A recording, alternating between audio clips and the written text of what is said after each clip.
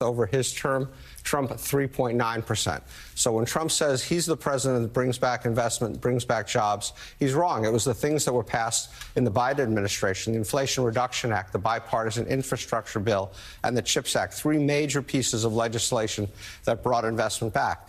And that has all made the stock market very happy, as you know. The stock market has roughly up 51% under Biden, up 44% under Trump, and is, again, way outstripped other countries. And so business may say that they have concerns about Joe Biden or Kamala Harris, but in fact, under their administration, they did better as stock market investors than they did under Trump. All right. Morning Joe economic analyst Steve Rattner. Thank you very much for bringing us the facts. We really appreciate it. Joining the conversation now at 3 minutes past the hour, we have MSNBC political analyst Elise Jordan.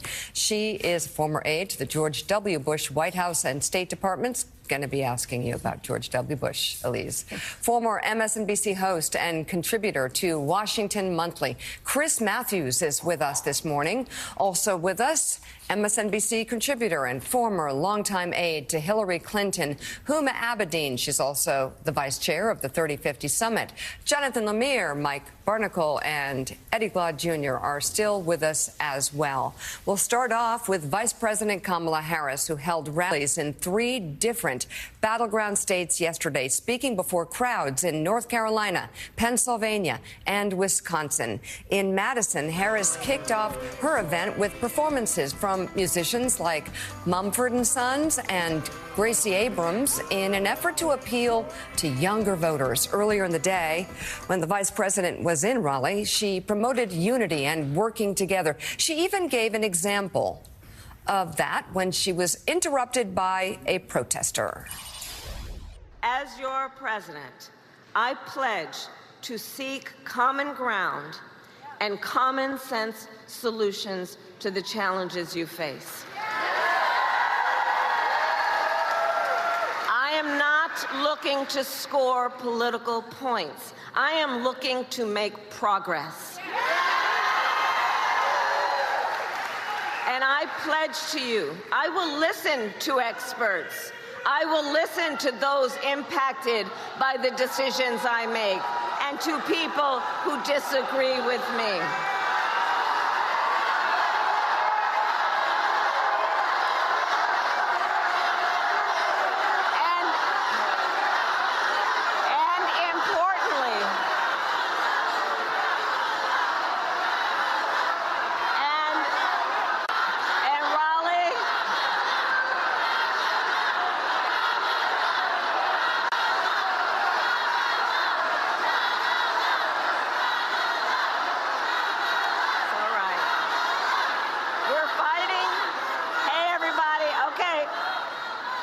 See, this is the thing, because we know we're actually fighting for a democracy. And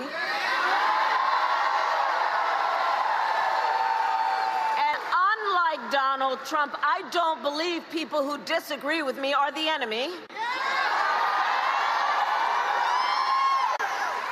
He wants to put them in jail. I'll give them a seat at the table.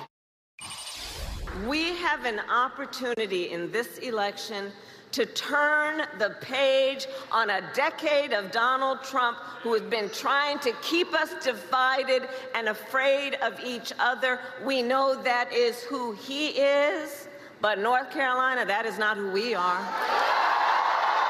That is not who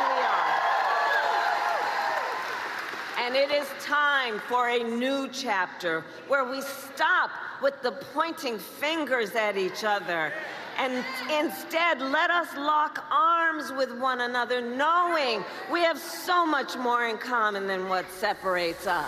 Oh, wow. I'll tell you what, Mike Barnicle, that is a message America wants to hear right now. You have Kamala Harris having somebody shout at a rally, a protester. And think of all the times that Donald Trump, when that's happened to him, says, knock him out. Send him out on a stretcher, beat him up, and I will pay for your defense attorney bills, doing all of these things. And Kamala Harris just said, I don't consider them my enemy. I'm not going to put him on an enemies list. I'm going to put him around the table. We're going to work with people with whom we disagree. I'm telling you, for all that has torn this country apart over the past 20 years, this actually is the anecdote. A president that says, I'm coming to the center. I'm going to forge consensus. I'm going to work to compromise with those who disagree with me. And those who disagree with me are not my enemy. Right. They're my fellow American, and their voice needs to be heard too. Mike, I'm not sure when such a fundamentally decent message that could unite all Americans. I'm not sure when that became radical, but I will tell you, contrasted to Donald Trump's language, it's pretty dramatic. And it's exactly, I think, what most Americans want right now. Compromise, consensus, and a leader who believes we're all in this together. Mm-hmm. Joe, you've just outlined one of the great mysteries of this election, not just to me, I think, but to a lot of people. How is it that we are confronted with a choice between a woman, Kamala Harris, who is speaking common sense to the American public right now, talking about bringing people together, talking about bringing this country together that seems to be so divided, running against someone whose language and behavior would be abhorrent to any parent if they thought about his impact on their children. Maybe we're not thinking enough about the country and about the children of this country, our children, our grandchildren, in terms of who leads us. Who do we want leading us? Do we want a good example leading us, not just here in the country, but to the world? Or do we want the language and the behavior that we've seen evidenced by Donald J. Trump for decades now? And entrust him again with the presidency of the United States? Eddie, I don't know. I don't know the answer to why more people don't think about these things when they look and hear him. You know, I don't either. There are fears, there are grievances. There's a sense that folk are losing the country, losing their country. There's the divide between rural and urban, the divide between South and North, South and Northwest. I mean, the West. I mean, it's all of these divisions that, in some ways, are historic, Mike. But I'm not. I honestly am baffled, and I guess I should say it heightens my sense of anxiety. And the anxiety in the country, because I think a lot of people in the country don't understand how we got here and why we are still here, seems to me.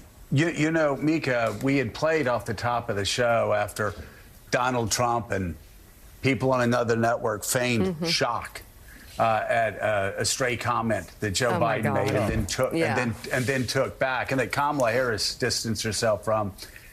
He said that in his speech, attacked that. How could anybody be president if they divide America?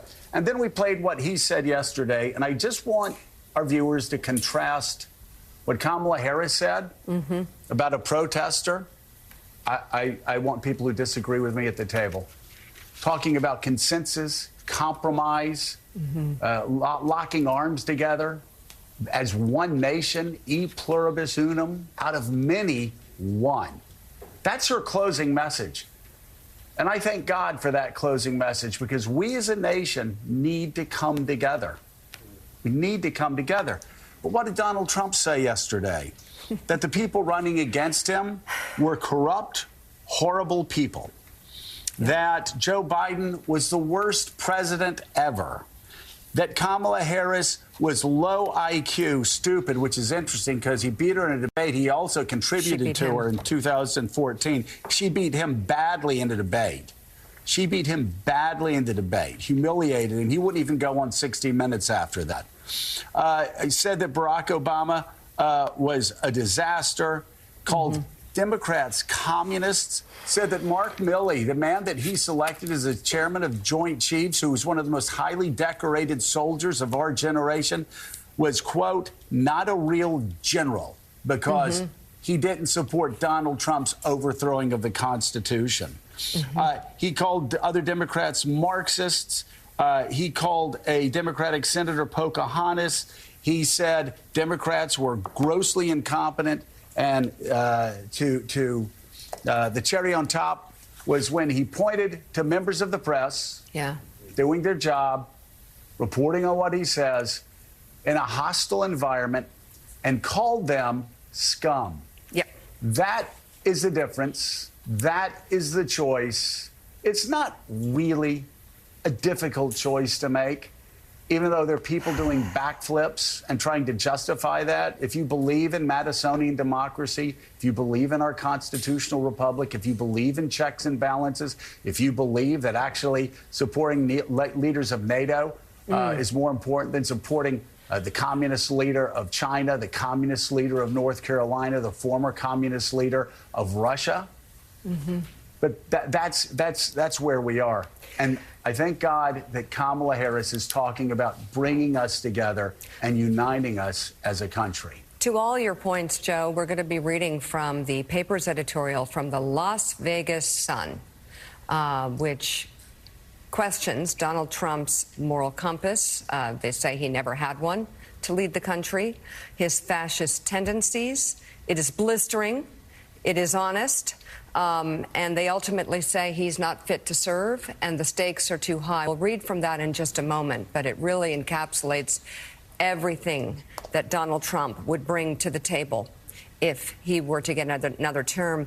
Chris Matthews, I want to go back to Kamala Harris's message of consensus and of unity that Joe was talking about, because not only, as Joe pointed out, is she laying it out so well compared to Donald Trump, who is, carnage speeches, garbage can speeches, and retribution and darkness. But it's also true, Chris, to her life experience, to her entire professional career and her dreams, that she respects people that she disagrees with. She tells the story often of when she was serving as an attorney or as a prosecutor protecting the innocent or people who had been victims of crimes, that she would never ask somebody that she represents, are you a Democrat or are you a Republican? The question would be, are you okay? And she takes pride in the very simple statement that she would say entering a courtroom or speaking to a judge. Kamala Harris for the people. And I would add to that, and she's making very clear in her message, all the people. Chris. You're really talking about her professionalism. And I think one of the great things of this campaign came 2 nights ago at the Ellipse. They had the big crowd, a great advance operation, tremendous turnout of people. And look at the speech she gave. I mean, go back and read that speech.